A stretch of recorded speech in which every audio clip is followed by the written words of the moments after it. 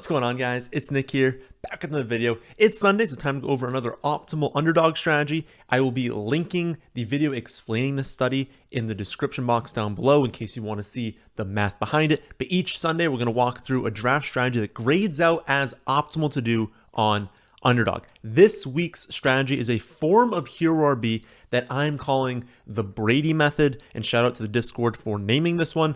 Hero RB builds are when you start off your draft with a running back in either the first or second round. Typically, you want to do it in the first round because your goal is to hit a league winner, but running back in the first or second round that ends up as a top 5 running back, and you just don't draft another one for a very long time, essentially using that running back as the hero to your roster. You may have heard this referred to as the anchor running back strategy. It's the exact same thing. One running back is your hero or anchor.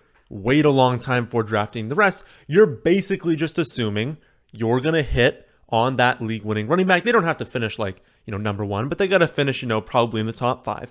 And then the rest of the running backs that you draft are only combining for that one remaining roster spot at running back. Hero RB is consistently the highest graded overall strategy according to the model. So you are going to see a lot of Hero RB videos this summer. The Brady Method is a very unique variation of Hero RB that I promise not many people are going to use. So you start off running back, wide receiver, first 3 rounds. This is an incredibly common start to Hero RB build since, let's face it, you need to hit on a top 5 running back, so you should probably take one in the first round. And then wide receiver is obviously still a very important position to fill each week. These builds mostly assume that you're going to be starting 4 wide receivers. Most weeks, you're going to be using that flex spot at wide receiver. So again, if we're waiting a very long time for running back 2, we have to, invest heavily still in the wide receiver position. So start off running back, wide receiver. The middle rounds are what makes this the Brady Method. As you can see on the screen now, we're taking a tight end in round 4, a quarterback in round 5, another tight end in round 6. In round 7, we're looking for a running back that has upside, not as important as with other videos being like, this needs to be a league winner. We are just looking for a running back that can consistently produce for us at that running back 2 spot. And then rounds 8, round 9, we're looking for 2 more quarterbacks. That means we're leaving round 9 with 3 quarterbacks, 2 running backs, 2 wide receivers, and 2 tight ends.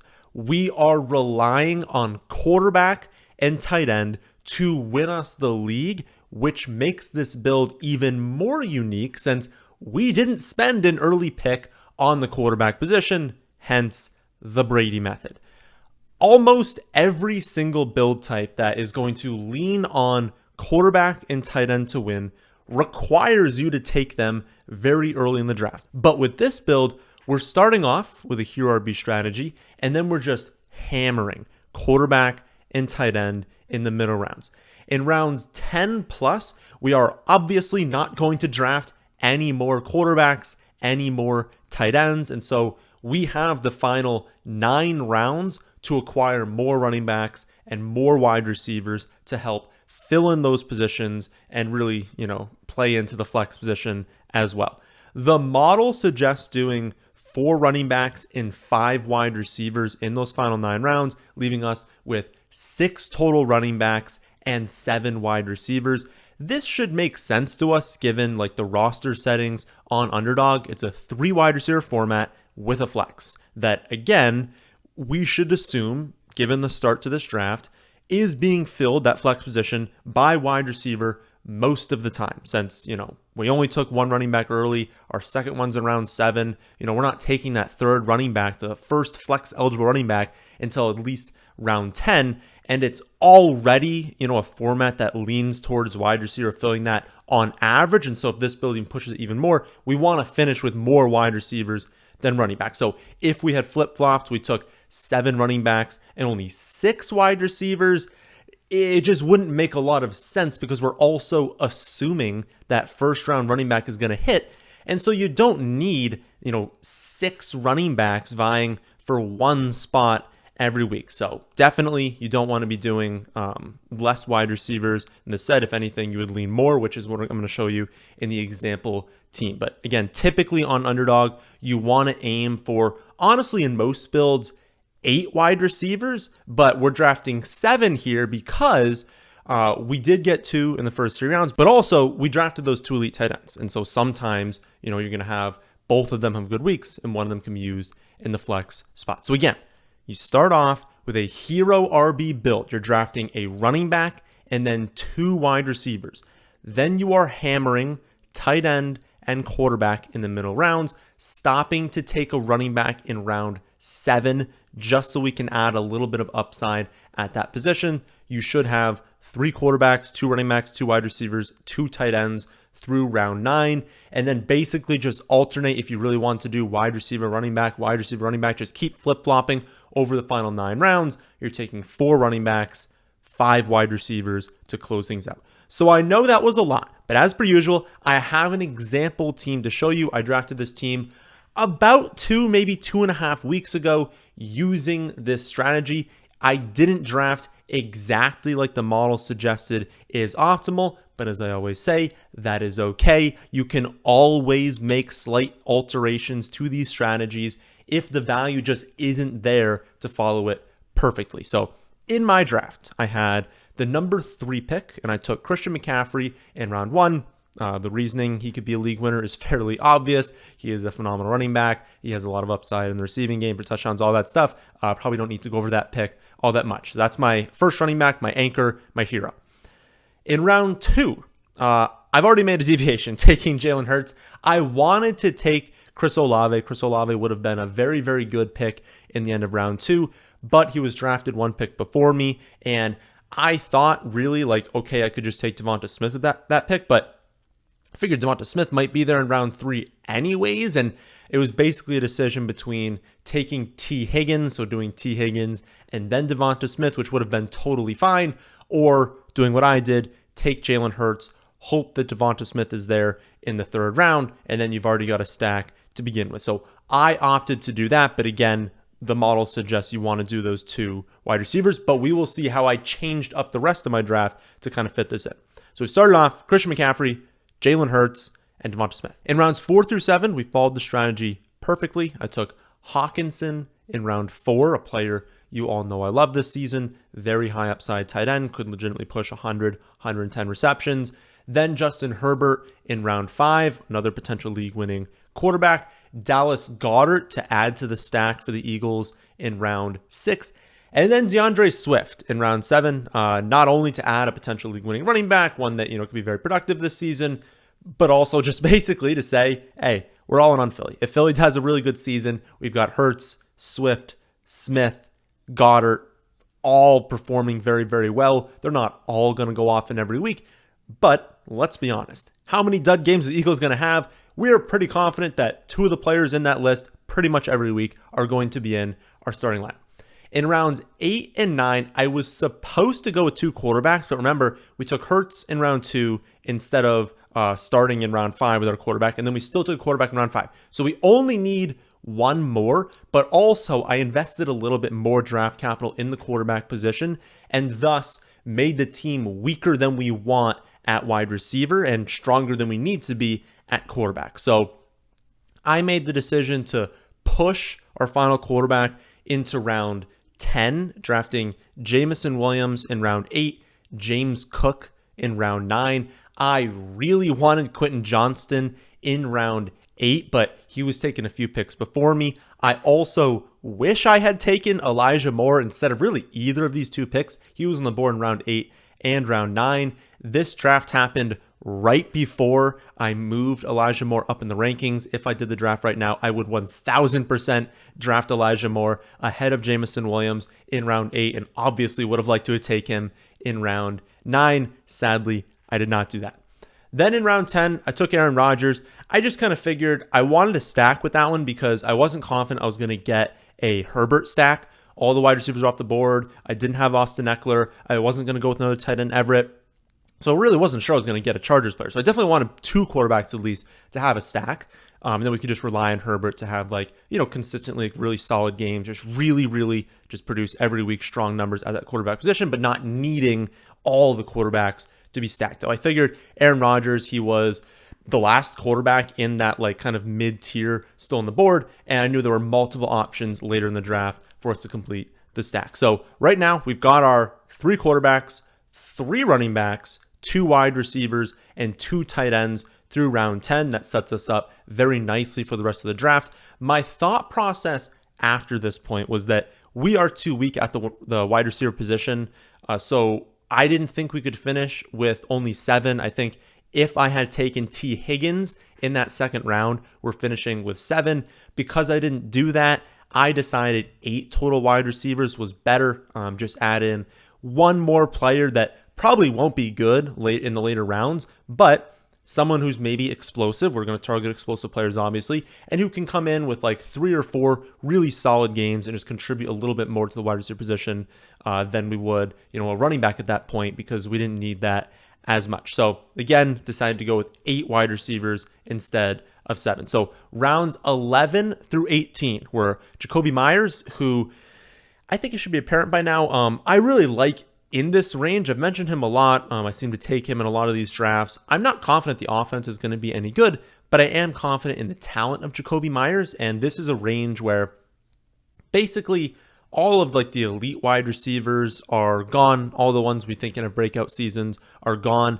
And you kind of hit this like 110 to 125 range where there aren't that many wide receivers I feel confident about. And so picking one of them, I'm just going to go with someone whose talent I believe in. And if I think they're a very good player on an offense that's probably not going to win that many games, I think he can command a better target share than people expect. Then J.K. Dobbins, and that's in round 13, just a one-off pick on elite offense. I was just trying to, again, target players that have really either very, very talented, like I think Myers is, or Osborne is just on an elite offense, going to have a number of potential spike weeks this season. I wanted Romeo Doubs. I wanted Michael Gallup. They both got taken 2 of like the 3 picks before I went. In the 14th round, I definitely reached on Marvin Mims, but I wouldn't say it was a huge mistake. Definitely may have gotten him in that next round, but I looked back at all the wide receivers that were drafted, after that pick before my next one, and I didn't even want any of them. Like I wouldn't have taken any of them before Marvin Mims.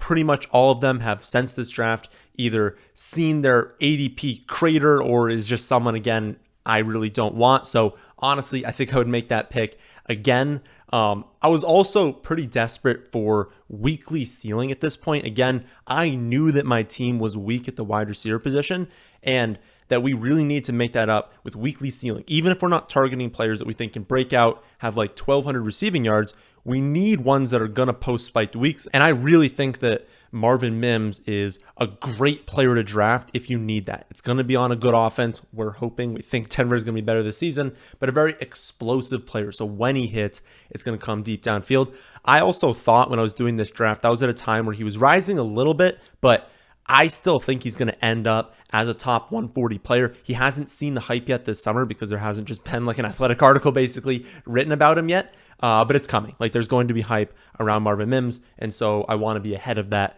I want to be taking him ahead of where I think his final ADP will end up. After that, we go with another weekly ceiling pick in Van Jefferson. He's now up 20 spots earlier than this by ADP. So that was a great value pick. But again, targeting weekly ceiling on good offenses. In the 15th round, I took Devin Singletary. Not in love with this pick, to be honest. Since this draft, I have widened the gap between Dameon Pierce, so I've raised him in the rankings, and I've dropped Singletary in the rankings, and I've basically stopped taking Singletary at this point. He is clearly the running back 2 on a bad offense, and I don't even like him very much as a player, so I don't know why I was so high on him. Not even high, I mean, it's the 15th round, but I don't think I should have taken him. I definitely should have taken either Chase Brown or Jerome Ford with that pick. In the 16th round, I went with Wan'Dale. Wouldn't say I'm really like all in on him. I liked him a lot last season because he was being very undervalued, but coming off the major injury with a bunch of other wide receivers, like again, a bunch of wide receiver 2s, like we say a lot for the Giants, he can definitely stand out. He can definitely break out. He has upside. He's very athletic. It was basically just a pick at 190 where it's like, hey, he was an early second round pick last year. Can he win the wide receiver 1-2 job on the Giants? Can he have a few really good games?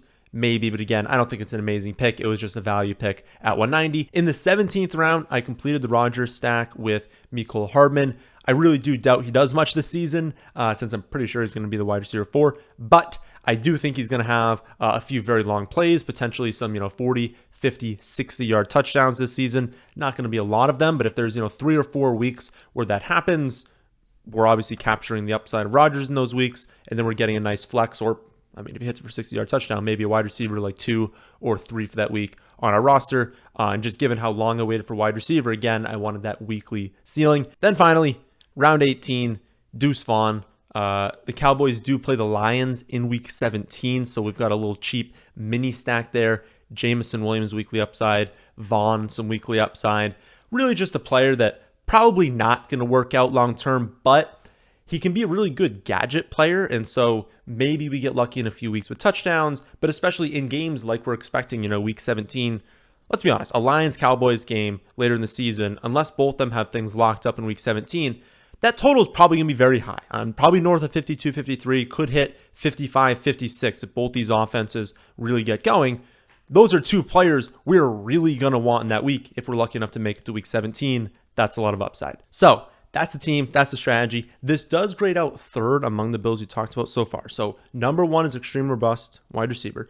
Number 2 among the builds we talked about is robust running back. Number 3, this one, Hero RB, the Brady Method. I know it doesn't seem like it. You're going to look at this and be like, how could it even be possible that many mid-round quarterbacks plus 2 mid-round tight ends is going to grade out optimal on Underdog? But it does. Those positions just give you enough of an edge every week. And starting off Hero RB, if you can hit on that early one, just gives you a lot of upside. Wide receiver will be your weakest position, but as long as you target weekly ceiling at the wide receiver position, you can kind of fill those positions every single week, just with volume, just with getting enough of them that have spike weeks. So if you want to use this strategy, or you want to draft against me because you think I'm an idiot and this strategy is never going to work, then take advantage of the Underdog promo going on right now. If you sign up for your first Underdog account using promo code FFA, they will not only match your first deposit up to $100,